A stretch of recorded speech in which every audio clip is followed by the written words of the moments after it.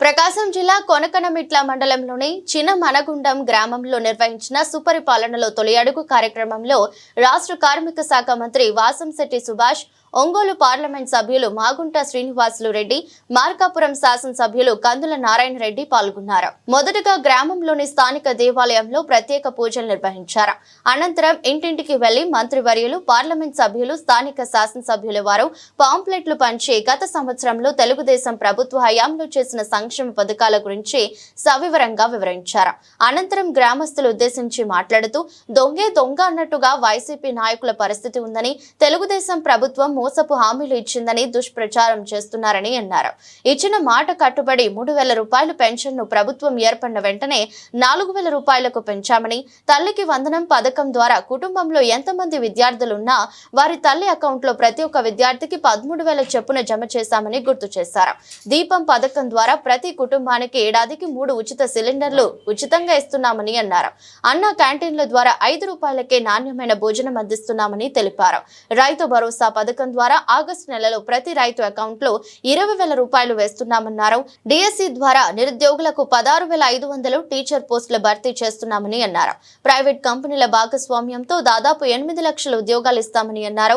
YCP నాయకులు అహంభావంతో మాట్లాడిన మాటలకు ప్రజలు తగిన బుద్ధి చెప్పి 11 సీట్లు పరిమితం చేశారని, అయినా వారికి ఇప్పటికీ బుద్ధి రాలేదని అన్నారు. కార్యక్రమంలో కొనకనమిట్ల మండల నాయకులు, చినమనగుండం గ్రామ ప్రజలు పాల్గొన్నారు.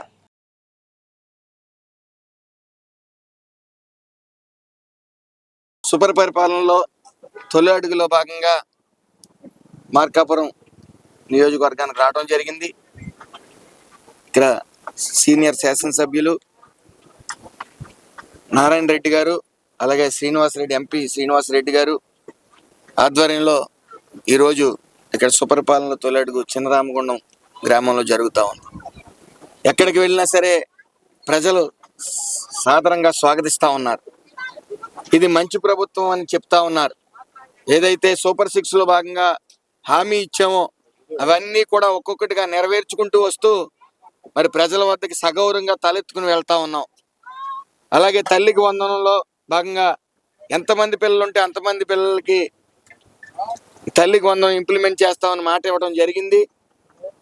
అదే రీతిలో ఇవ్వటమే కాకుండా ఎవరికైనా అర్హులకి కొద్ది మిస్ఫైర్ అవుతుంటే మళ్ళీ గ్రీవెన్స్ అనేది పెట్టి ఆ గ్రీవెన్స్ లో ఒకసారి కాదు 2 సార్లు పెట్టి అర్హులందరికీ అందేలా చేస్తా ఉన్నాం.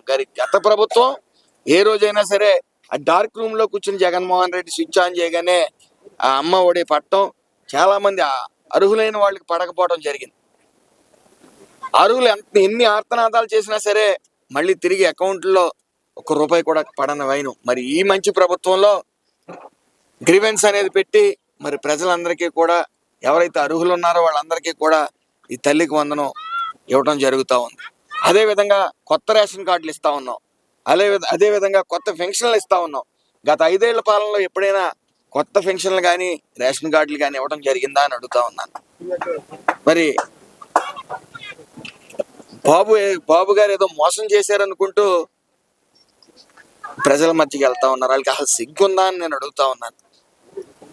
గత ప్రభుత్వం 151 సీట్లకి వెళ్ళేటప్పటికి అహంభావంతో ఆ మంత్రులు కేవలం బూతులు తిట్టడమే ఎజెండాగా పెట్టుకుని ఇటు అసెంబ్లీలోని ఇటు సభ్య సమాజంలో కూడా బూతులు తిట్టుకుంటూ పాలన చేశారు. పాలన ఎలా అంటే ఓ డార్క్ రూమ్ లో కూర్చుని బటన్ నొక్కటం, ఓ డార్క్ రూమ్ లో కూర్చుని అవినీతి చేయటం. మరి ప్రజలు అవన్నీ నిక్షింతగా పరిశీలించారు. ప్రజలు చాలా తెలివైన వాళ్ళు. ఏదైతే గత ఒక్క ఛాన్స్ అయినా ఒక ఛాన్స్ ఇచ్చామో ఆ ఛాన్స్ సరిపోతుంది. ఒక్క ఛాన్స్ అని అడిగాడు కాబట్టి ఛాన్స్ ఇచ్చాం. ఇంకా మళ్ళీ జీవితంలో ఇటువంటి వ్యక్తికి ఛాన్స్ ఇవ్వకూడదని చెప్పి మరి నిర్ణయించారు. కాబట్టే ఆ రోజున జగన్మోహన్ రెడ్డి ఎలక్షన్లో ప్రతి నియోజకవర్గం తిరుగుతూ ఆయన ఒకటే చెప్పాడు, నేను మంచి చేస్తే నాకు ఓటేయండి, నన్ను మీ అన్నగా భావిస్తే నాకు ఓటేయండి అని చెప్పి తిరగటం జరిగింది. అదేవిధంగా ఆ విపరీతమైన గర్వంతో విశాఖపట్నంలో